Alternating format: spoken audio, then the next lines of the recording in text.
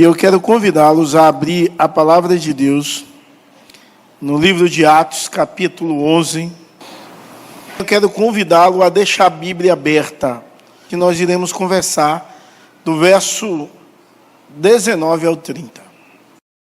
E os que foram dispersos pela perseguição que sucedeu por causa de Estevão, caminharam até a Fenícia, Chipre e Antioquia, não anunciando a ninguém a palavra, senão somente aos judeus. E havia entre eles alguns homens síprios e cirenenses, os quais, entrando em Antioquia, falaram aos gregos, anunciando o Senhor Jesus. E a mão do Senhor era com eles. E grande número creu e se converteu ao Senhor. E chegou a fama destas coisas aos ouvidos da igreja que estava em Jerusalém, e enviaram a Barnabé a Antioquia, o qual, quando chegou e viu a graça de Deus, se alegrou e exortou a todos a que permanecessem no Senhor com propósito de coração, porque era homem de bem e cheio do Espírito Santo e de fé, e muita gente se uniu ao Senhor. E partiu Barnabé para Tarso a buscar Saulo, e achando-o, o conduziu para Antioquia. E sucedeu que todo um ano se reuniram naquela igreja e ensinaram muita gente. E em Antioquia foram os discípulos pela primeira vez chamados cristãos.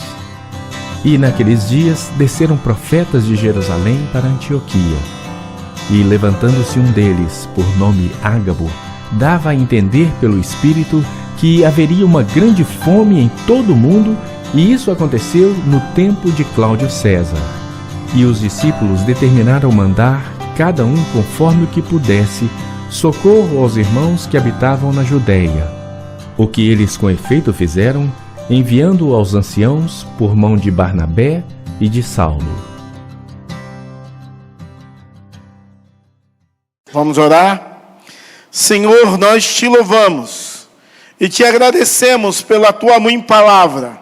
E queremos te pedir, ó Deus, que a mesma possa falar às nossas vidas e aos nossos corações, para a glória, louvor, adoração e magnificação do teu nome, em Cristo Jesus. Amém e amém. Bom, amados, esse é um verso muito conhecido de todos os irmãos. É um verso conhecido de toda a igreja, porque em gincana eu já vi essa pergunta mais de umas 50 vezes. Quando pela primeira vez os crentes foram chamados de cristão? Aí o povo, Antioquia. Bom, Antioquia era a terceira maior cidade da época que Paulo vivia. Era uma cidade que tinha aproximadamente 500 mil habitantes, quase um pouquinho maior que Guarujá. Então, era uma cidade muito grande, uma cidade, principalmente para aquele período, a terceira maior cidade do mundo. Era uma cidade onde também reinava uma idolatria muito grande. Era uma cidade portuária. Então, era uma cidade onde tinha pessoas de todo lugar do mundo conhecido. E com isso, por ser uma cidade portuária, era uma cidade onde a imoralidade sexual era muito reinante. Isso era Antioquia. E é nessa cidade onde a igreja cresce de uma forma tão maravilhosa, que se torna um marco de desenvolvimento da obra missionária a partir daqui. Porque quando você lê Atos 2, você vê que a igreja desfrutava de muitas coisas, mas a igreja não fazia missão de forma intencional. A igreja fazia até missão quando ela foi espalhada pelo mundo afora. A igreja onde ia falava de Jesus. Mas Antioquia é a primeira igreja que faz missão de fato, de forma intencional. Eles separam Barnabé e Saulo para a sua primeira viagem missionária. E quando você lê o capítulo 7 de Atos, você vê a história de Estevão, e no verso 19, parece que é uma continuação daquela história. Porque no verso 19 vai falar que depois da morte de Estevão, o povo começou a ir por várias regiões, pregando e anunciando a palavra de Deus, falando a respeito do Evangelho. E verso 19 vai dizer que eles foram para Fenícia, para Chipre e também para Antioquia, anunciando a verdade do Evangelho, falando a verdade acerca do reino de Deus. Essa igreja começou a crescer nessa cidade, porque foi a primeira cidade onde o povo pregava para judeus e pregavam para gentios. E uma numerosa multidão se renderam ao senhorio de Jesus Cristo. Uma numerosa multidão aceitaram a fé em Senhor Jesus Cristo. A igreja de Jerusalém ficou sabendo e disse assim: Barnabé, vai lá ver o que está acontecendo naquela cidade, ver como é que o evangelho está sendo pregado, ver se aquela igreja que está nascendo e crescendo de uma forma extraordinária, de fato, tem pregado o evangelho de Jesus Cristo. Então Barnabé vai, ele chega naquela cidade, ele vê a graça de Deus, ele se alegra em ver a manifestação graciosa de Deus em pessoas se renderem ao Senhor Jesus Cristo, aceitando a fé, mudando a vida, sendo tremendamente transformados pelo agir renovador, restaurador do Espírito Santo. Então há muita alegria no coração de Barnabé.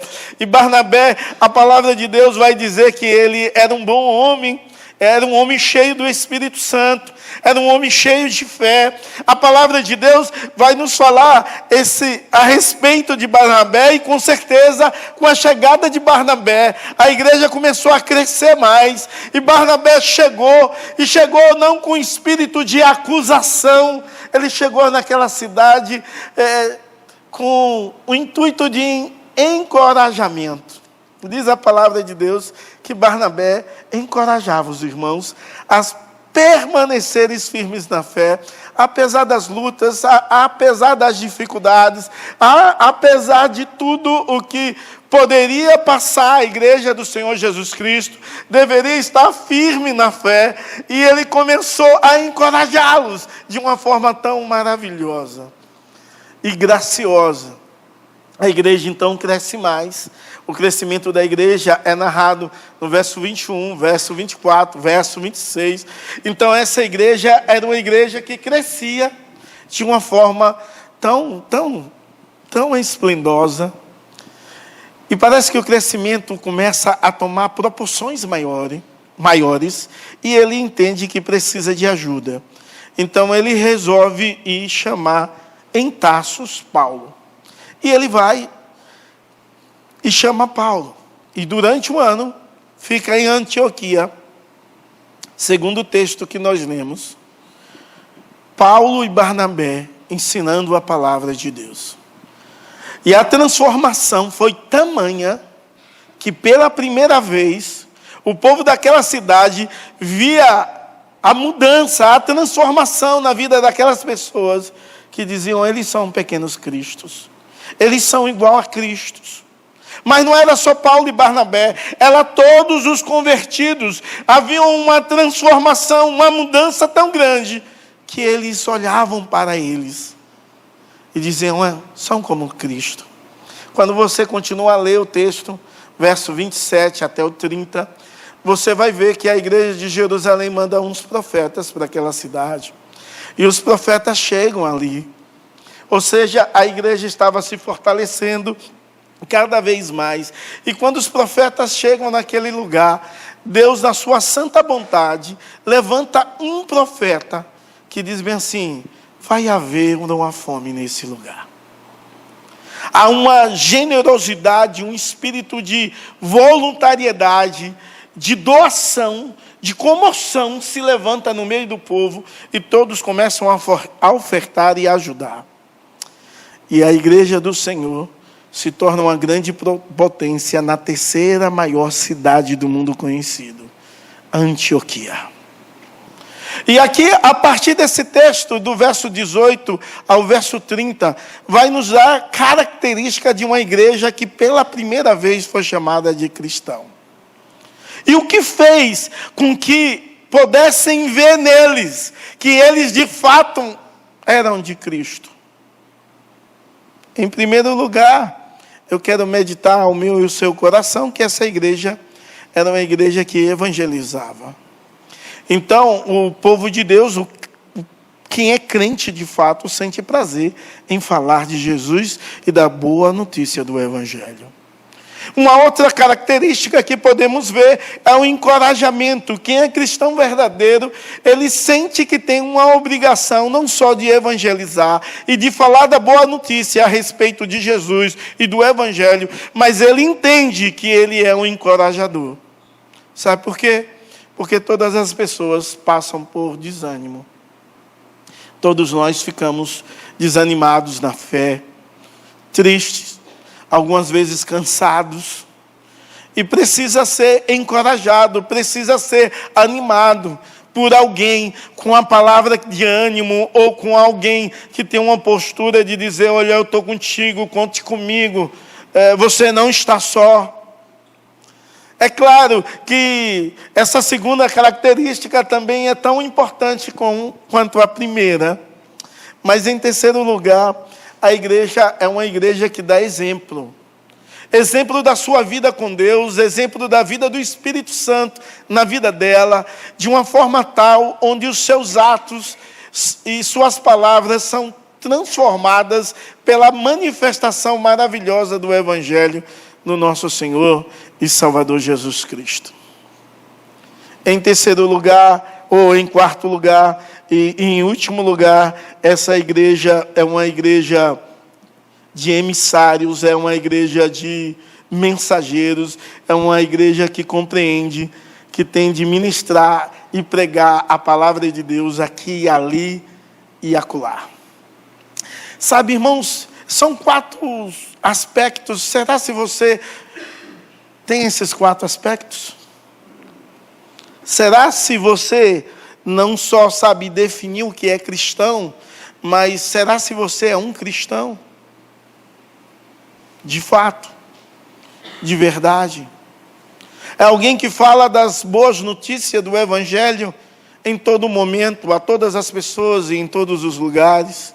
Será se você é alguém que se importa com outro, com seu irmão na fé, que está triste, cabisbaixo, abatido, chateado, angustiado, deprimido e precisa ser encorajado por você? Será se você é um exemplo na sua fé, na conduta, na sua devoção, na vida de amor, de piedade, de santidade ao Senhor e Salvador Jesus Cristo? Será se você é um mensageiro, um emissário da parte de Deus para falar algo de Deus ao coração do povo? Bom, em primeiro lugar, a palavra de Deus, essa primeira divisão se encontra no verso 19 ao 21, que ser cristão é ser um evangelista.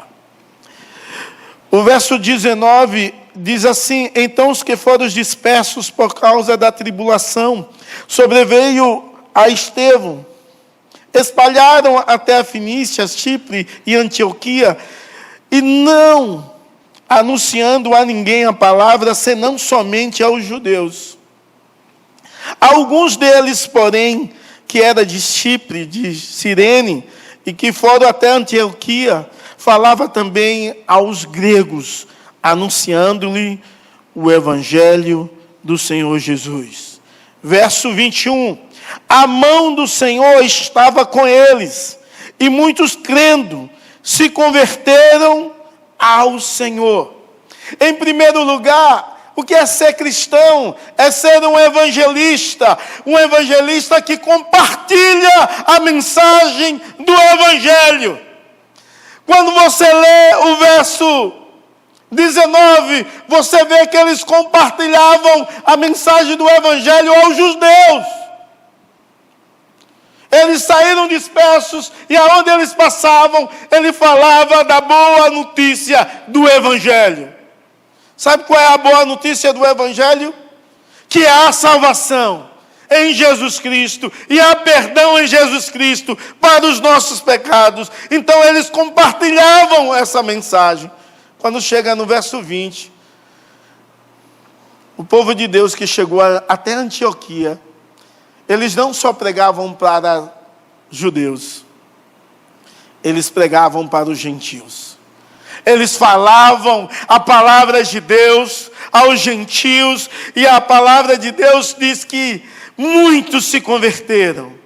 Então, cristão é ser um evangelista, não porque tem o dom de evangelização, mas porque entende que Deus chamou você para compartilhar a mensagem do Evangelho. Deus o comissionou para pregar a todas as nações, a todos os povos. Deus te chamou para cumprir o ID, anunciar Jesus em todos os lugares, a todas as pessoas. Precisamos então, em nome de Jesus, entender que ser cristão é ser um evangelista, onde compartilha a palavra de Deus, mas onde acredita que a boa mão do Senhor está sobre nós. Você crê que a boa mão do Senhor está sobre a sua vida? Você acredita que a boa mão do Senhor está o conduzindo a sua história, te direcionando e levando a lugares e a pessoas que precisam ouvir a mensagem do Evangelho, e você tem falado? Ser cristão é ser um evangelista, que acredita que a boa mão do Senhor conduz a nossa vida, a nossa história, que a boa mão do Senhor nos leva a conhecer pessoas e passar por situações para que Deus seja glorificado e seja anunciado. Ser cristão é ser um evangelista. Um evangelista que entende que o nosso Deus dá os resultados. E o nosso Deus dá os resultados extraordinários. E diz a palavra de Deus no finalzinho do verso 21, e muitos crendo se converteram ao Senhor. Sabe, irmãos, aqui eles estão falando de pessoas que obedeceram a voz de Deus através do ministério pregado, pessoas que se renderam ao Senhor, voltaram ao Senhor. Ele está falando aqui de ex-pagão, que distribuíam o seu amor, a sua devoção a ídolo, que viviam em imoralidade sexual, que viviam de mentiras e de práticas contraditórias, corruptas, mas que agora voltaram ao Senhor, voltaram à verdadeira adoração, se renderam ao Senhor. Muitos, não poucos, muitos creram no Senhor Jesus Cristo. Ser um cristão é ser um evangelista que entende que a ação de transformação, de mudança, de conversão pertence ao Senhor Deus Todo-Poderoso. E aquela igreja acreditava nisso e pregava e via que Deus estava agindo, transformando, modificando de uma forma tamanha que a igreja de Jerusalém queria saber o que estava acontecendo, porque uma grande multidão se rendera ao Senhor. Porque uma grande multidão se rende ao senhorio de Jesus. É claro que a semana passada nós falamos que o apóstolo Pedro foi o primeiro a pregar ao gentio, mas Pedro era o grande líder da igreja naquele período. Pedro andou com Jesus, Pedro viveu para a glória de Deus constantemente. Pedro, nós entendemos e conhecemos a história. Mas quem foram esses que chegaram em Antioquia e pregaram aos gentios? Crentes normais, crentes comuns. Se Lucas pudesse fazer e quisesse fazer uma investigação mais apurada, possivelmente ele conseguiria descobrir os nomes dos irmãos que foram até Antioquia. Pessoas das quais a Bíblia não cita o nome, mas que de fato entendia a sua missão. Pessoas que nem é registrado os seus nomes, mas pessoas que sabiam que devia ter um compromisso de anunciar Jesus, de compartilhar a mensagem, que a boa mão do Senhor estava sobre eles, pessoas que acreditavam no poder transformador de Deus, e assim foi, e Deus operou. A igreja manda Barnabé. Barnabé, quando vê aquele movimento de muitas pessoas com os seus olhos brilhando, o seu coração inflamado por Deus, amando a Deus, aquelas pessoas largando a imoralidade, pessoas largando a idolatria, largando a mentira, largando a corrupção, ele fica alegre em ver essa ação de Deus. Ele fica alegre em ver a manifestação graciosa de Deus naquele lugar. E nos versos 22 a 24 vai nos contar a respeito do segundo aspecto de ser cristão. É ser um encorajador. Você é um encorajador? Qual foi a última vez que você encorajou alguém?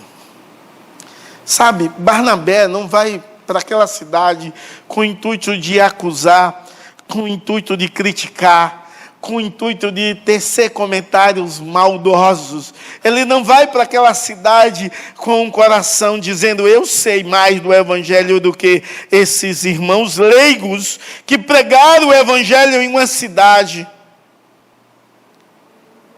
que eles nem eram líderes da igreja. Mas houve um avivamento e uma multidão se renderam a Jesus Cristo. Eu sei mais, então vou olhar o que eles fazem. E uma igreja novinha, irmãos, tem tanta meninice, humanamente falando, mas ele não chega lá com um coração de crítico. Ele chega com o coração de um encorajador. Ou seja, ele vai lá com a ideia de ajudar os irmãos, não de criticar. Não de dizer: vocês estão fazendo errado, tem de fazer desse jeito, porque esse jeito é o jeito certo. Não. Ele chega lá e se alegra. Ele chega lá e fica feliz em ver Deus agindo de forma poderosa. Um Deus que faz da maneira que Ele quer, do jeito que Ele quer, usando a quem Ele quer, porque Ele é Deus. Então Barnabé entende isso.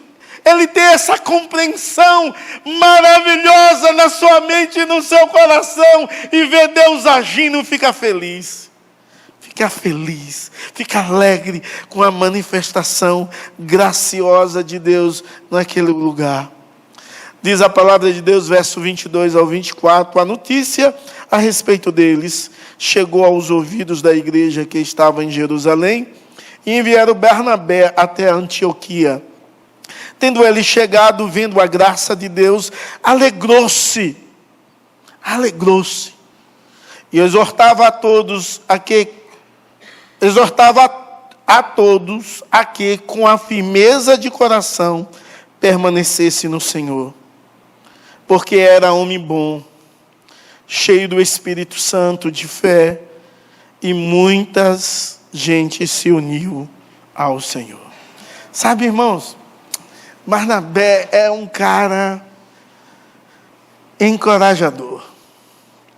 Barnabé, ele não só encoraja, mas ele testemunha a graça de Deus. Sabe, a igreja precisa de pessoas, crentes encorajadores. E ser crente é ser um encorajador. Ser crente é olhar com um olhar gracioso. Ser crente é olhar com o olhar de Deus. Ser crente é olhar com o olhar da graça. O olhar da graça não olha de forma pessimista. O olhar da graça vê a ação de Deus no meio do povo. O olhar da graça vê com que eu olhe as coisas e diga: glória a Deus pela manifestação graciosa de Deus nesse lugar. O olhar da graça não leva a olhar defeitos e a murmuração. O olhar da graça leva as pessoas a olhar a graça de Deus manifesta na vida de cada um. E quando Barnabé chega lá, ele olha com esse olhar e ele se alegra. Há um regozijo, há uma alegria, há uma felicidade em ver Deus manifestar a graça. Quando ele chegou e viu aquilo, via multidões se rendendo a Jesus Cristo todos os dias, pessoas abandonando as práticas pecaminosas. É como ele dissesse: Deus está aqui, glória a Deus. Tem gente que quer chegar no meio do movimento e dizer: não é desse jeito que se faz. É um espírito crítico, porque na sua mente o seu jeito é o melhor, a sua forma é sacra. E nós devemos parar de ter essa ideia e termos um espírito encorajador. Um espírito encorajador que anima. Barnabé chega lá e ele começa a encorajar aquele povo a permanecer firme na fé. Sabe o que talvez ele diz? E a um e a outro: olha, vale a pena. Apesar das dificuldades, apesar das tribulações das quais você tem vivido, apesar da sua família te abandonar, não aceitarem você como um cristão, apesar de situações adversas você está passando, Deus está contigo, Ele é fiel a você, Ele vai te abençoar, Ele guardou o céu para você, Ele é fiel. Olha, quando você estiver passando por qualquer momento da sua vida, lembre-se, Deus é contigo.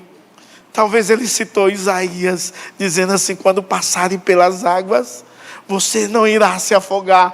Quando passarem pelo fogo, não te queimará, nem a chama arderá em ti, porque o Senhor teu Deus é contigo por onde quer que andares. Vale a pena servir a Deus, vale a pena continuar firme, não desista, não abra mão de viver para a glória de Deus, em amor, em santidade, em adoração e em louvor. Ele encorajava a ser cristão, a ser um encorajador. É claro que a palavra de Deus, no verso 24, diz que Barnabé era um homem bom. Um homem bom. Que coisa maravilhosa quando nós nos deparamos com uma pessoa como Barnabé, um homem bom, cheio do Espírito Santo, cheio de fé. E a chegada dele foi uma bênção para aquela igreja, porque muitos se uniram a ele. Ou seja, aquela igreja estava crescendo a todo vapor. Mas naquela igreja tinham pessoas encorajadoras, evangelistas e encorajadores. Pessoas que entendiam que devemos ajudar um ao outro, ajudou e ao seu companheiro disse ser forte. Quem era Barnabé? Era um apóstolo? Não. Era um homem de destaque na igreja? Sim. Mas acima de tudo ele era um homem bom, cheio do Espírito Santo, cheio de fé. Barnabé testemunha a graça, se alegra com ela. Barnabé entende quem é Deus. Imagine, irmãos, qual é o seu pensamento, quando você vê um novo movimento começando. Mesmo na igreja presbiteriana. E pessoas se rendendo a Jesus Cristo. E pessoas vindo à igreja de bermuda, de boné, de argola e nada contra, na orelha. Qual é a sua posição? Será esse julgamento de dizer assim, crente não é desse jeito? Ou será se você olha com o olhar da graça, entende que não é as vestes, não é forma, é uma transformação interna, que impulsiona a pessoa a falar da boa notícia da qual recebeu. É uma transformação interna que faz com que eu estenda a mão para o meu irmão quando ele está triste e encorajá-lo. E em terceiro lugar, é ser exemplo. E talvez aí você diz, não, e ser exemplo não diz também a respeito das vestes? Diz. Se a veste for sedutora e sensual, a Bíblia fala sobre isso. A Bíblia é contra a sensualidade. Mas é necessário que a igreja do Senhor Jesus possa entender que ser exemplo é ser cheio de fé, cheio do Espírito Santo. Ser exemplo é não querer a glória para si, mas ver que a glória de Deus vem agir e mudar. Ser exemplo é ensinar a palavra de Deus, é viver a palavra de Deus em todos os lugares, a qualquer momento. E o terceiro aspecto de ser cristão é ser exemplo. O verso 25 a 26 vai falar sobre essa realidade. E partiu Barnabé para Tarsus, à procura de Saulo. Quando você lê o 26, você vê que ele encontra Saulo. Saulo fica 1 ano ali. Então, Barnabé, ele não quer a glória para si. Ele chega, a igreja cresce mais, há muito trabalho a ser feito. Ele se retira e vai buscar Paulo. Porque importa que o nome de Deus seja glorificado, importa que o nome de Deus seja exaltado, importa não é que o homem apareça, mas Deus seja glorificado em todo momento. Barnabé não está preocupado com holofotes. Barnabé não está preocupado com a mídia a respeito dele. Ele entende que a glória de Deus, e Deus deve ser louvado constantemente, dioturnamente, todo momento da sua vida. E eles passam ali 1 ano, ensinando a palavra de Deus. Porque o exemplo é ligado à verdade da palavra. Alguém já disse, eu sou o que a palavra de Deus diz que eu sou, e eu vivo o que a palavra de Deus diz que eu vivo. O ensino da palavra, ela deve mudar a maneira como eu penso, a maneira como você pensa. O ensino da palavra deve mudar as nossas atitudes. O ensino da palavra deve mudar como falamos. O ensino da palavra deve mudar como agimos. O ensino da palavra deve mudar como nós enxergamos o mundo. Como é que você enxerga o mundo? Como é que a palavra tem transformado e mudado a sua vida, a sua história? Ele era um exemplo porque queria ver a glória de Deus e porque havia uma preocupação em ensinar a palavra de Deus, porque a palavra de Deus, ela causa transformação mental, ela destrói os sofismas, as mentiras dos diabos que está arraigada na nossa mente e no nosso coração. Ela nos faz enxergar com o óculos de Deus e ver o mundo como Deus enxerga. Ver as pessoas com o olhar da graça, da justificação. Ver as pessoas com o olhar da fé, perfeitas, lá na frente, nos céus, porque elas foram lavadas, remidas, restauradas pelo Senhor e Salvador Jesus Cristo. Mas, uma outra verdade ainda é ser cristão, e essa verdade está no verso 27 ao 30, que é ser emissário. Diz assim a palavra de Deus: naqueles dias desceram alguns dos profetas de Jerusalém para Antioquia, e apresentando-se um deles chamado Ágabo, dava a entender pelo Espírito que estava para vir grande fome por todo o mundo, a qual sobreveio nos dias de Cláudio. Irmãos, os profetas descem, não se diz quanto, mas são mais de um, e eles vão de Jerusalém para Antioquia.